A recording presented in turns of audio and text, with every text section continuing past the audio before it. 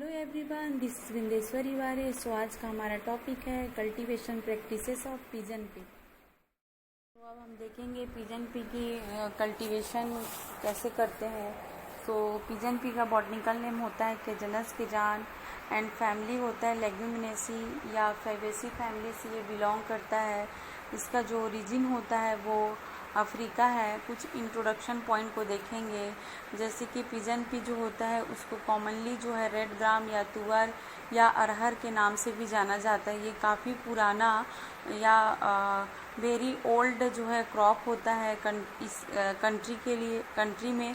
और ये जो है ये second most important pulses crop है। इसको मेनली जो है दाल के रूप में जो है बनाकर जो है खाया जाता है। जो अरहर के जो सीड्स होते हैं उसमें जो है रिच मतलब काफ़ी मात्रा में जो है iron, iodine, essential amino acid like जैसे कि लाइसिन, थायोनाइन, साइस्टीन एंड आर्जिनिन ETC इसमें काफ़ी मात्रा में पाया जाता है। हमारे जो इंडिया है उसमें 80% जो तुअर प्रोडक्शन होता है उसमें जो है 6 स्टेट से ही जो है 80% प्रोडक्शन हो जाता है, जैसे कि महाराष्ट्र, मध्य प्रदेश, कर्नाटका, यूपी, गुजरात एंड झारखंड से। इसकी कुछ न्यूट्रिशनल वैल्यू भी है जिसको हम देखेंगे, जैसे कि इसमें जो प्रोटीन कंटेंट होता है वो 22.3% और फैट होता है 1.7%। इसमें मिनरल्स जो पाया जाता है वो 3.5%, फाइबर पाया जाता है 1.5% एंड कार्बोहाइड्रेट पाया जाता है 57.6%। कैल्शियम पाया जाता है 73 मिलीग्राम पर 100 ग्राम में।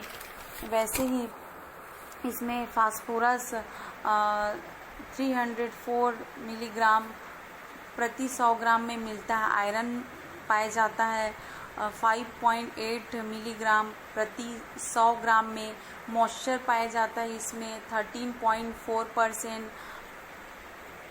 इसमें कैलोरीफिक वैल्यू जो होती है वो 335 केल्विन प्रति 100 ग्राम में। इसकी ये सारे जो है न्यूट्रिशन वैल्यूज़ इसके अंदर होते हैं। एंड नेक्स्ट हम देखते हैं एरिया एंड डिस्ट्रीब्यूशन को। तो importance red gram growing countries जैसे कि Africa, America, Australia, India, Malaysia, Indonesia, इन जगहों में इन कंट्रीज़ में रेड ग्राम जो है कि ग्रोइंग की जाती है। वैसे ही हमारे इंडिया में जो पिजन पी या रेड ग्राम है उसका कल्टीवेशन मध्य प्रदेश, महाराष्ट्र, कर्नाटका, गुजरात, बिहार, राजस्थान, आंध्र प्रदेश, हरियाणा, पंजाब, उड़ीसा, इन सारे जगहों में जो है इसका कल्टीवेशन किया जाता है।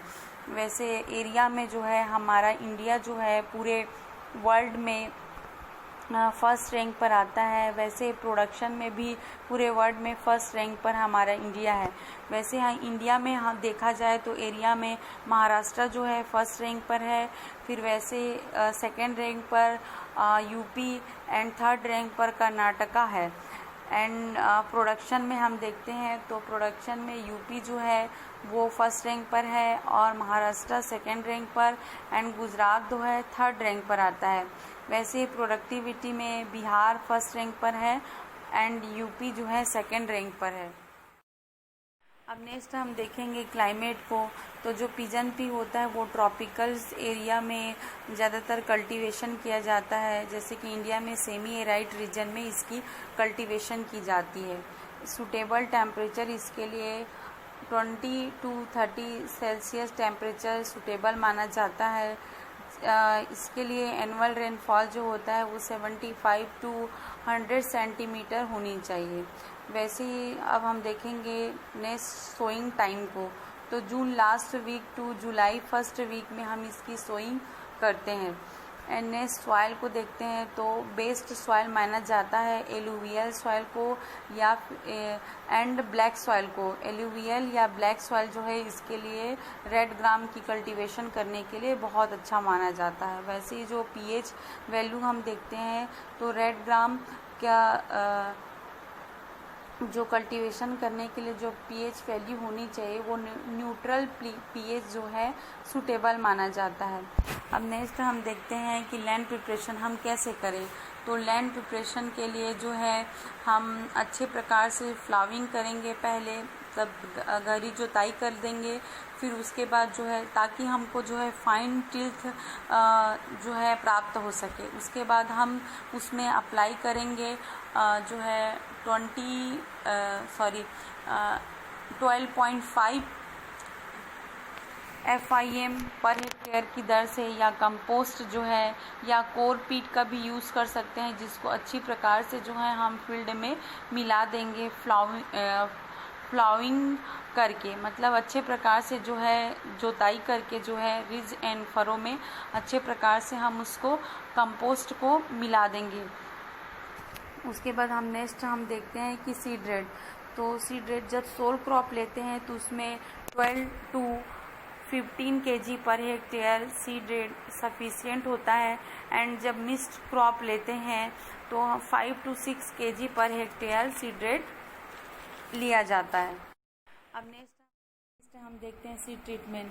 तो कार्बेंडाजिम या थायरम 2 ग्राम पर केजी सीड के हिसाब से हम सीड को ट्रीट करके सोइंग करेंगे।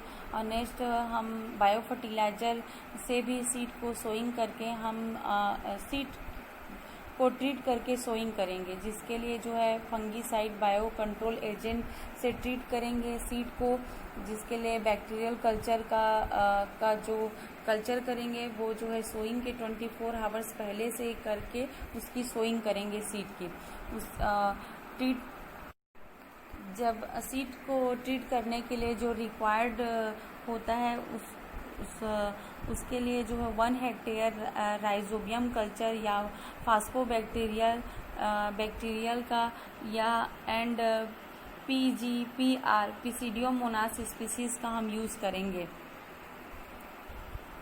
से ही कुछ नोट पॉइंट है हम देखते हैं, जैसे राइजोबियम कल्चर का जो है यूज़ करेंगे तो जो 1 पैकेट जो है 10 kg सीड के लिए पर्याप्त होता है। तो 1 पैकेट हम राइजोबियम कल्चर लेंगे और 10 kg सीड लेंगे।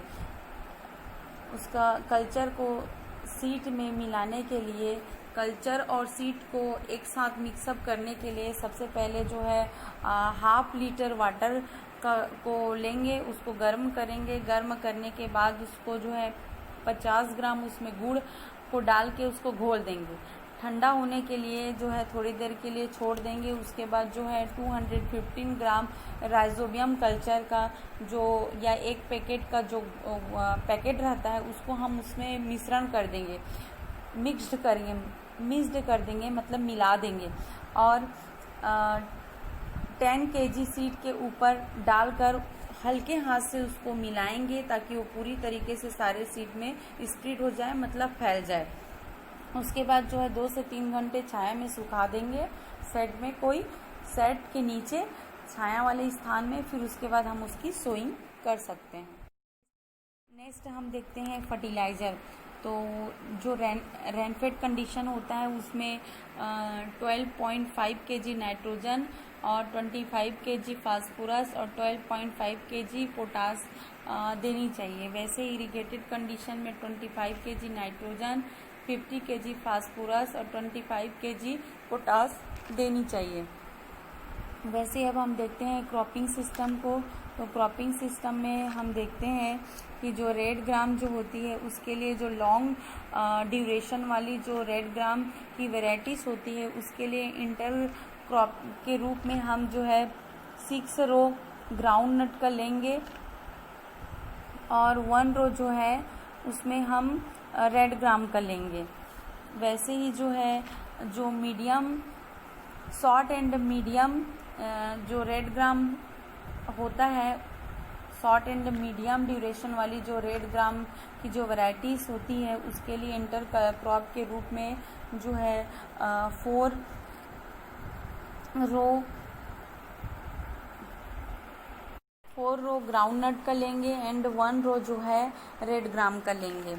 सोयाबीन प्लस रेड ग्राम भी लेते हैं, जिसमें सोयाबीन जो है 4 रो लेंगे और रेड ग्राम जो है 2 रो लेंगे। ये अनइरिगेटेड कंडीशन में हम इसको यूज़ करते हैं। वैसे ही अब इसकी हम रेड ग्राम की कुछ इम्पोर्टेंस वैरायटीज़ को देखेंगे, जैसे कि टाइप 21, प्रभात, आशा, C11, लक्ष्मी, आज़ाद, अमर, KM7, BSMR 736, JKM7, Rajiv Lochan, ये सारे जो हैं रेड ग्राम की कुछ अच्छी वैरायटीज़ हैं जिसको जो है ज़्यादातर रिफ़र किया जाता है। अब हम देखते हैं कि नेक्स्ट वाटर मैनेजमेंट को, तो सोइंग के जो है बाद जो है इरिगेशन कर देना चाहिए बड इनिटिएशन स्टेज में, और 50% जो है वो flowering and pod development stage के टाइम जो है इरिगेशन देना चाहिए। इसके लिए जो वाटर रिक्वायरमेंट होता है वो 55 to 60 सेंटीमीटर वाटर रिक्वायरमेंट होती है। इसका क्रिटिकल स्टेज है जो कि फर्स्ट होता है, इसमें 3 क्रिटिकल स्टेज होते हैं। जो फर्स्ट है वो बड इनिटिएशन स्टेज, एंड सेकेंड होता है फ्लावरिंग टाइम, एंड थर्ड होता है पॉट फॉर्मेशन के टाइम। एंड नेक्स्ट हम देखेंगे वीट मैनेजमेंट को, तो प्री इमरजेंस एप्लीकेशन करेंगे वीट को कंट्रोल करने के लिए, जिसके लिए पेंडीमेथलिन 2 litre per hectare 3 days after sowing के मिक्स करेंगे 5 ml वाटर के साथ और स्प्रे करेंगे। वैसे ही जो है 1 हैंड वीडिंग करेंगे जो है सोइंग के जो है 30 to 35 days के बाद।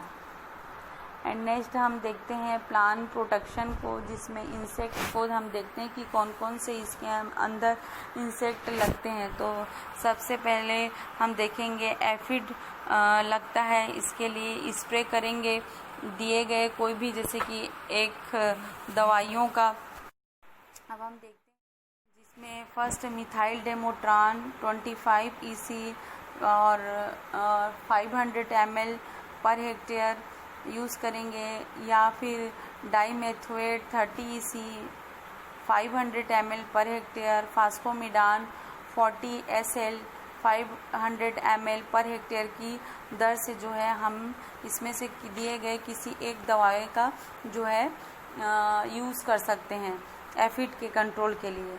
वैसे ही तुअर, पॉट बोरर या पॉट फ्लाई या पॉट बग नेक्स्ट जो है वो इंसेक्ट है, हम इसके कंट्रोल के लिए देखते हैं कि हम क्या क्या कर सकते हैं।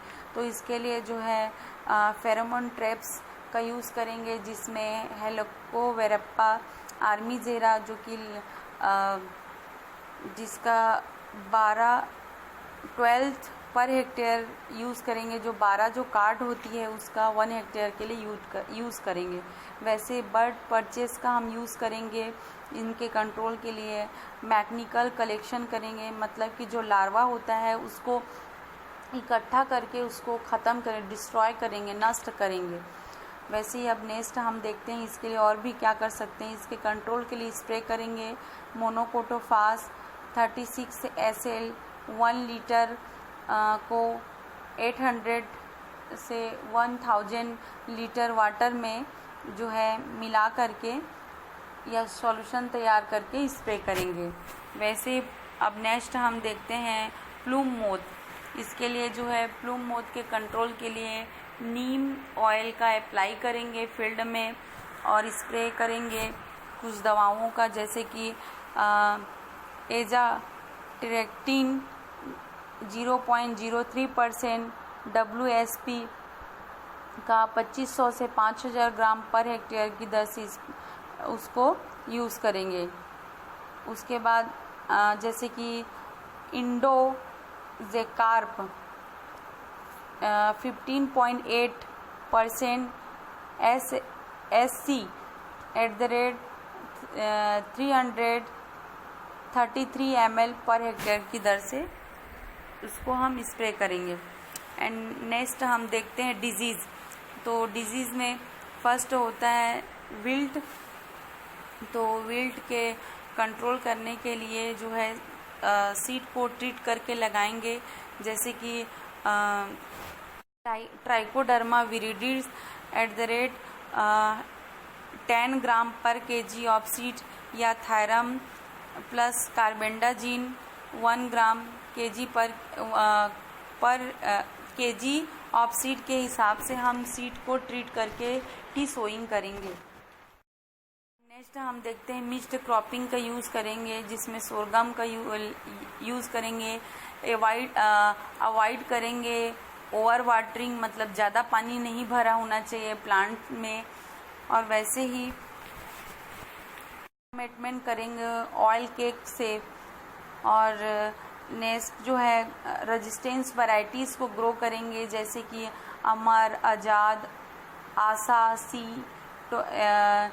11 और BDN2, JKM 7, C11, BSMR 736 ETC, इन सब रेजिस्टेंस वैरायटी को ग्रो करेंगे। उसके बाद नेक्स्ट डिसीज़ देखते हैं स्टेरलाइट मोजेक डिजीज़। इसके लिए स्प्रे करेंगे फेनाजेक्विन 10 EC @ 1 ml पर लीटर ऑफ वाटर के हिसाब से हम उसको जो है 45 to 60 डेज आफ्टर सोइंग के जो है इसको हम यूज़ करेंगे। वैसे ही जो है इन्फेस्टिक जो अफेक्टेड या जो अफेक्ट हो चुका है डिसीज़ से, उस प्लांट्स को जो है कलेक्ट करेंगे और कलेक्ट करके जो है उसको उसके ग्रोइंग स्टेज में ही उसको कलेक्ट कर देंगे और कलेक्ट करके उसको ख़त्म करेंगे, तब नष्ट कर देंगे, वहाँ से हटा देंगे। वैसे ही जो है क्रॉप रोटेशन यूज़ करेंगे नॉन होस्ट क्रॉप के साथ। जो डिजीज़ जो लगता है किसी नेक्स्ट दूसरे क्रॉप में जो उसका होस्ट हो, उसको नहीं ना ले करके जो है नॉन होस्ट क्रॉप को लेंगे, जैसे कि tobacco, sorghum, pearl millet, cotton, ये सारे जो है नॉन होस्ट क्रॉप को हम ले सकते हैं। इसके साथ मतलब क्रॉप रोटेशन अपना सकते हैं। और रेजिस्टेंस वैरायटी ग्रो करेंगे, जैसे कि पूसा 885, आशा, शारदा और नरेंद्र, बहार, राजीव लोचन, इन सब रेजिस्टेंस वैरायटी का यूज़ करेंगे। अब नेक्स्ट हम देखते हैं हार्वेस्टिंग। हार्वेस्टिंग जो है पूरे जब 80% जब पॉड होते हैं वो पूरे तरीके से मैच्योर हो जाते हैं, तब हमको पूरे होल्ड प्लांट को हार्वेस्ट कर देना चाहिए। और इसका जो ईल्ड होता है उसको हम देखते हैं तो इरिगेटेड कंडीशन में जब हम सोल क्रॉप लेते हैं तो 20 to 25 quintal per hectare yield मिलता है। उसी प्रकार से जब रेनफेड कंडीशन में मिक्स्ड क्रॉप लेते हैं तो 2 से 8 कुंटल पर हेक्टर ईल्ड मिलता है। और रेनफेड कंडीशन में जब सोल क्रॉप लेते हैं तो 10 to 15 quintal per hectare yield हमको प्राप्त होता है।